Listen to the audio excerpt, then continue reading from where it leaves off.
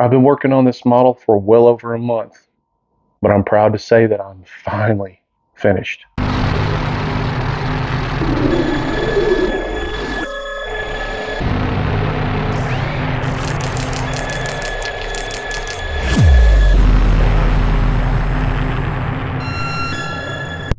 Hey everybody, and welcome back to the channel. In today's video, I'm going to be building and painting the ultimate Batman. This is a model exclusive to my Patreon. If you want to become a member of the Patreon, the link is below in the description. We'll talk a little bit more about that later, but let's go ahead and get into the video. So let's start out with the model already printed up, and I pretty much got everything put together on this base here. And the base is comprised of several different pieces all put together, and each piece is just huge. Overall, this took about 136 hours to print all of the pieces. You got tall pieces that are joined together with like this tower here. You got this is all one piece. On the other side is the same thing. And then you got the body, which is probably another 115 hours to print everything. And then there's this. So this is the cape. This is god-awfully huge. I took on way too much on this one. This is composed of several different pieces in itself. You could tell, like, this is one piece here, and then this side right here is all one piece. You could see the seam line right here. And then, of course, I had to actually cut another piece off of this. Now, I ran into a problem with the cape because, for one, it was too big. The only thing that I could print it on was the Frozen Sonic Mega 8K. And I ran into a little problem in the back here. So you see this little hole here. But I was not about to print this thing over again because this one half right here took 37 hours to print. It took a very long time to print everything. But for the most part, everything turned out okay. And I can repair this back hole right here, which I'm going to show you here in just a second. But the only downside of this cape is heavy. It's going to be heavy on the figure. And my only concern is whenever I put it on the base, is it going to stay? Is it going to stay intact? Well, we're about to find out. So for this huge hole here, what I did was I actually went in, brought up this side of the cape on Mesh Mixer, and I enlarged it a little bit. And I sectioned out a piece of that, which is going to be this right here. I got to chop this down even further. And this is going to basically go on here. It's going to fit on here once I fit it. And I will be able to just glue that on there, seam it up real good, putty it up real good, that is. And it should be okay. I have a smaller hole on the other side, which I'm going to use some filler on it, and it should be good. Now, this cape is going to take a lot of sanding. And I've already started laying some of the filler in some of the other areas. Yeah, that piece right there. And we're going to go ahead and I'm going to cut this out, size this up, put this on here, get it all puttied up, let it dry, and then we'll come back to the cape a little bit later on. So the actual Batman figure itself was pretty easy, pretty straightforward. This actually comes with a few of the different logos for the chest here. There's actually 3 different logos. And I'll show you 2 of them. One of them I decided not to use, and I'm still undecided on this. So you got this one here that just fits on right there. It's kind of like the Frank Miller version. And then you kind of got the newer version here, which just, again, goes onto there. And unfortunately, these are little too small for magnets to go onto this. It probably could have been done a little bit different to make it to where it was magnetized. And but I'm going to use like maybe some spot filler. I may just use one as a permanent on there and just not worry about it. Also, this Batman also comes with 2 heads. This is more of a modern look right here, and then you have more of the Frank Miller look, more of the chiseled chin with the shorter ears and a little bit different look, a little bit beefier look than the other one here. And when the figure stands on the base, it kind of looks like this. And as far as the hands, you got the hands here. One of them's actually holding a harpoon gun, and then the other one is just a basic fist here. But this is pretty straightforward. The Batman paint job is not going to be bad. It's actually pretty easy to do. I'm going to really do a gritty type paint job on this, where I'm going to do a lot of washes, a lot of dry brushing on it to give it that real gritty look. And I'm going to do the same thing with the cape and the base. It's going to be a true Dark Knight. But the first thing I'm going to do is I'm going to go ahead and I'm going to get all that sanding done on the cape. Once I get that piece fitted on there, I got everything puttied up on the base right now. I'm going to give a good sanding to that too and make sure all my prep work is done. And then what I'm going to do is I'm going to hit it with some primer. The base is going to be some gray primer, and then I'm going to use some black and gray primer on the Batman itself, and we're going to go from there. So let's get started on that.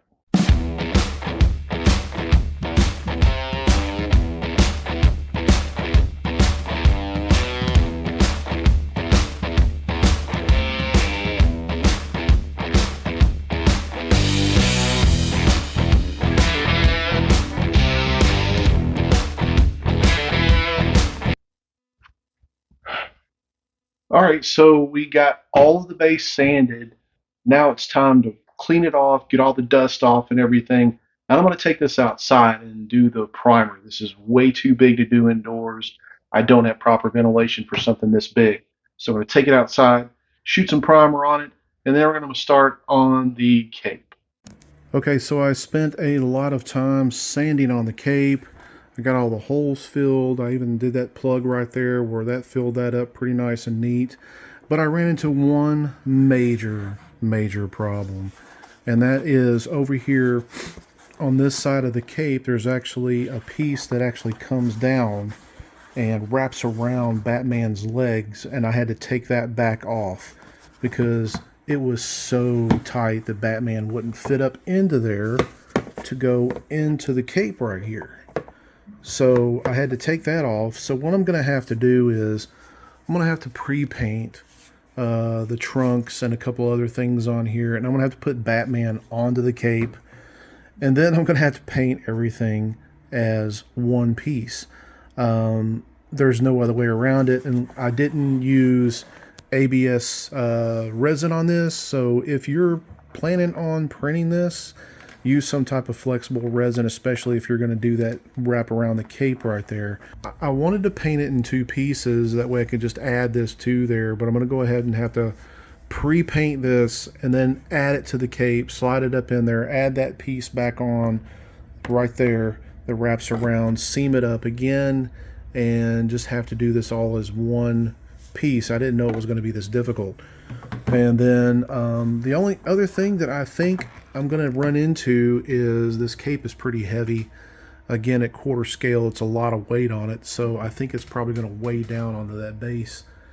And we'll have to see. I'll definitely have to glue it, I think, to the base, which I plan on doing anyway. So, all right, so let's go ahead and get this thing pre-painted.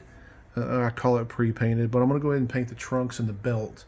And yeah, and get it in there, and we'll finish painting it up. Once again, I chose to go ahead and hand paint most of this because I simply don't want to mask everything off.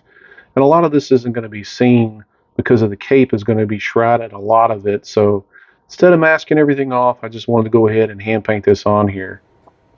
Go ahead and hand paint the buckle and everything as well. And then I'm going to put a black wash on this at the end, kind of give it a little bit of depth, a little bit. And then, who knows, I may do a little bit of actual gold accents on it a little bit later so it doesn't look so comic-y. Okay, so I got the paint on here, and I'm going to touch it up a little bit once I get everything in there, but most of this isn't even going to be seen in the back. So now it is time to go ahead and put the body into the cape. So I'm going to mix up some of this BSI 5-minute epoxy here. This stuff holds really good. This is going to hold that cape in place instead of just something like super glue. Super glue you don't want to use on a piece this big because it will just fall apart. This is going to keep it stable and keep it from just slanting over. It is a tight fit, and once it goes in place, it's going to stay there. All right, now I'm going to glue this piece back on. So I'm going to start working on the base now, and I've got it primered. What I'm going to do is I'm going to use a different combination of different grays and different hues of blacks, browns, and stuff like that to kind of weather this up a little bit. And I'm going to spray some in the undertones and under hangings and stuff like that.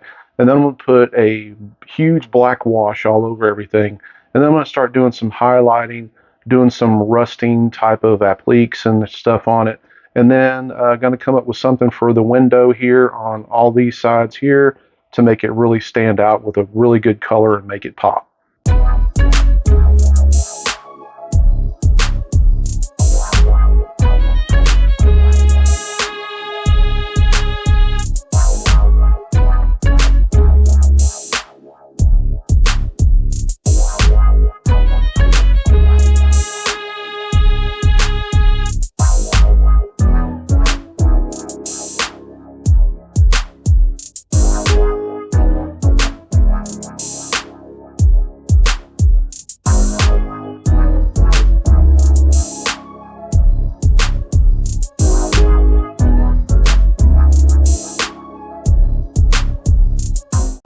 So you're probably thinking, what in the hell did he do to this right here? So the basic layer was just the primer. I didn't paint it in any other gray or anything like that, but I wanted to kind of look a little weathered because I didn't want it to be a solid gray.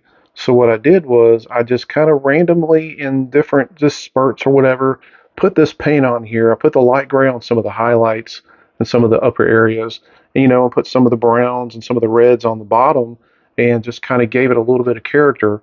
Now what I'm going to do next is I'm going to go in with a whole lot of black wash. I kind of started it on it right here because I wanted to see how it was going to turn out. I made my own wash. You can do this at home. I usually run like 10% paint and 90% of water, and don't use thinner. I use water, and we're going to put it on here. This is going to get messy, folks, so wear you some good clothes, good old clothes, especially on a piece this big, and let's get started.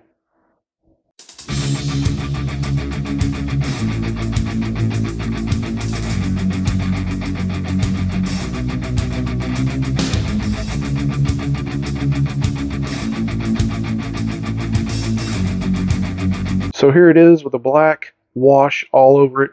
Still has to dry. And I may put a second layer over some areas. But as you can see, like those brown areas, they really stand out that I painted on here. And some of the light ones will too once this thing is dry. But you can really notice the brown and red areas that I put on there. It just looks dirty, looks gritty, and that's exactly the look I'm looking for. The look I'm looking for. Okay, exactly what I'm looking for. And the next thing to do is on the weather vane up here, I'm going to paint that a copper color and then also put a black wash on it. And there's actually a couple of them around here that I'm going to do that. I'm going to do that a copper. And then once this is over said and done with, I'm going to go back in. I'm going to choose a color to actually paint these windows. And I'm kind of leaning towards maybe a dark red fading into like a bright red. So while I am waiting on this to dry on the base here, I went ahead and I got this piece back on, got it all patched up, got it all primered, and got Batman in there looking pretty good. The next process is to go ahead and paint this monstrous cape. This is actually going to be a blue-gray, dark blue-gray, and then I'm going to go in and do some shadowing with black. As you can tell, this cape is pretty big, and it's going to take a lot of paint. Again, the big concern that I have is this thing weighing so much on this body, and falling back and maybe bending or something like that on the base. So I think what I'm going to do is I'm probably going to do some type of anchoring in the feet to go down into the body, or I'm sorry, to go down into the base to keep this thing standing. So while this is drying and everything, let's go ahead and move on to the portraits. So here are the two portraits. As I showed you before, I got them both in primer, and the next thing I'm going to do is I'm going to add the skin tone to them. There's not much skin tone here, but what I'm going to do to the skin tone is apply it Then probably do a 5 o'clock shadow on Batman because I want him to look pretty gritty. And then I'll add some of the highlights. I'm sorry. Then I'll add some of the shading into the skin tones and, you know, lighten it up a little bit with some highlights. The eyes are going to be white. I really want him to kind of have that really dark sort of presence that the Dark Knight has. And I'm not going to really show the eyeballs in this one here. So both of them are going to be the same way. And all right, let's go ahead and get to it. So all I'm going to do is just do the skin tones. It's a very simple process here. I'm not going to go through the process of actually showing what I did on everything. We'll come up with a later video on that. But again, I'm going to hand paint everything. I'm not going to mask anything off. This will give just as good as an airbrush look. No stroke, no brush strokes or anything like that. It's going to look really good when it's both done, when both portraits are done. So go back in and do some shading, and then I'm going to wind up sealing these heads, and then we're going to move on to the rest of the base here in just a second. I'm going to be doing some shading and some highlights on that base. I can't forget the arms here. So I got to put some little bit of shading into the arms, and I'll be doing some highlights on that a little bit later. So this magnesium here I'm using kind of gives it like a graphite kind of texture or color. And this is what I'm looking for the frames of the cathedral windows. So I'm going to use that, and I'm going to paint the inside of the windows this red. And yeah, I'm going to have to go back in and do some touch-ups a little bit later. But it's a really good effect. And then when you put a flat sealer on this, it really makes it stand out. Gives it a good kind of a metallic sheen, a faint metallic sheen. Nothing too flashy, and it kind of looks a little bit rustic. And so it'll work really, really good. So on the base, I added another coat wash of dark gray this time, just for a little depth. And what I'm going to do next is I'm going to go ahead and I'm going to paint the inners of these kind of like a black, and then I'm going to do the bright red on the inside in order for the mirror. Well, it's not going to be bright red, but it's going to be like a deep dark red, I should say. Hell, I don't even know. Anyway, we're going to toy with it and see what happens, but I've got all of the magnesium color up on here, and it kind of looks like a graphite color, almost like metallic, which is exactly what the look I was looking for. So it gives it a little bit of contrast through all this gray and black and drab, but this is exactly what I was looking for in the base, what I was shooting for. And when we get all done, I'm going to be doing some highlights on some of the deep parts right here. And this has got to dry still, so it's going to take a little bit to get this dry. And once it does, then we're going to go ahead and we're going to start applying that red and black on to the windows. I wasn't really sure what I was going to do when I started this. I just knew the kind of look that I was going for, and I just went for it. So I think it turned out okay. The windows were really kind of just a spur of the moment sort of thing. The airbrush, I mean, you just got to have good control and make sure you don't get this stuff everywhere. And I kind of wanted the black around it so it looks a little dim. I wanted the look of the cathedral church windows, how they kind of have that grim look when you're looking at them from the outside. And this is a gritty type of cathedral looking base here. So I think it turned out pretty good. I'm taking this gray here and I'm going in and doing some dry brushing on some highlights here, kind of bring a little bit of contrast out on it. And once I'm done, you'll still be able to see a lot of that weathering that's deep down inside of the base. But this right here just gives it an overall nice appearance where there is a little bit of light shining on it, a little bit of contrast to it. Then I'm going to dirty it up a little bit with a little bit of the rustic kind of look, kind of the rust running down the building and like coming from some of the metal parts and everything. Give it a little bit of a grittier texture. Look at really weathered, really worn.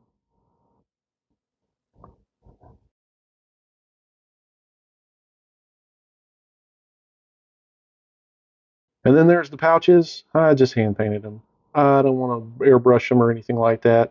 Again, I'm going to put a black wash on these as soon as I get done, and they're going to go on fairly quickly. And a couple of them, you're not going to be able to see them because they're going to be hidden by the cape.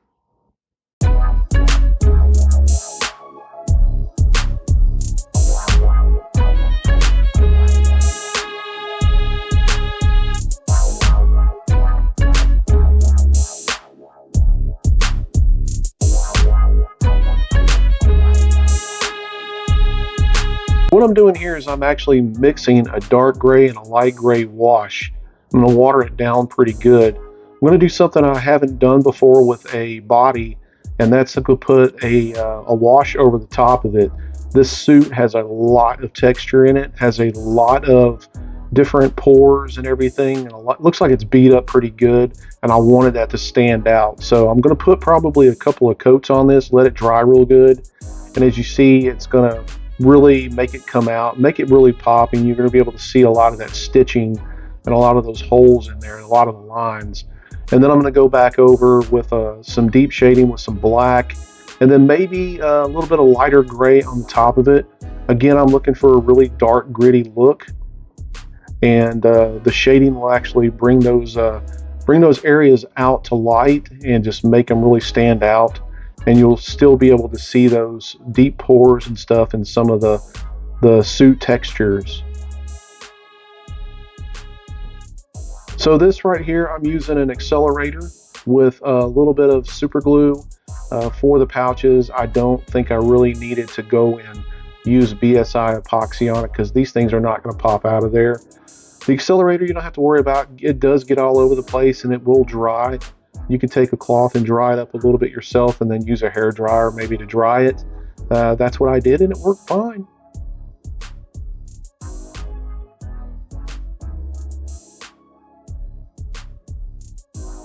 And I did the same thing for the arms. Again, not a lot of weight there, so the accelerator with the glue will actually help pretty good. It'll hold, no problem at all. No need to use the BSI epoxy on that. And after that, it's just a matter of shading the cape. Enjoy while I do some shading.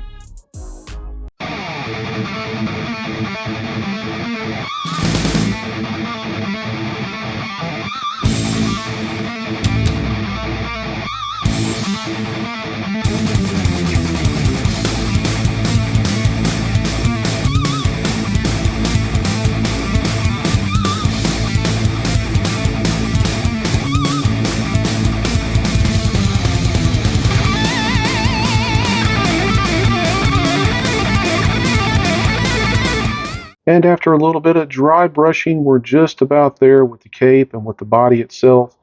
Put that black wash over on the belt and the pouches. And I think we're just about finished.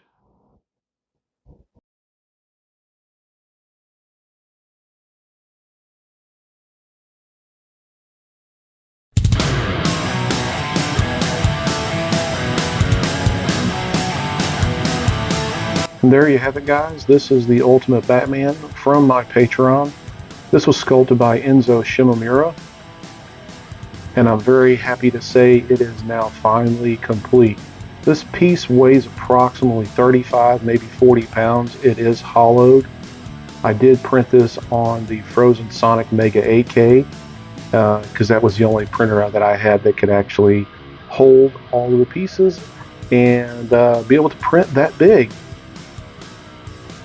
The Trinity is upcoming. I do have Superman and Wonder Woman also on my Patreon. If you want to join a Patreon, there is a link below in the description. Have several models over there. I release 3 models a month for $15 a month. Do have a nice little 3 model welcome package and would love to have you over there. We do also have our private Discord. So if you want to print models like this, if you like this model, go there and join. Also, if you like this video, don't forget to like and subscribe. Share it with somebody. Give it a big thumbs up. Hope you enjoy the content, everybody. And remember, get out and create something. Print, prep, paint, repeat. And until the next video, we'll see you.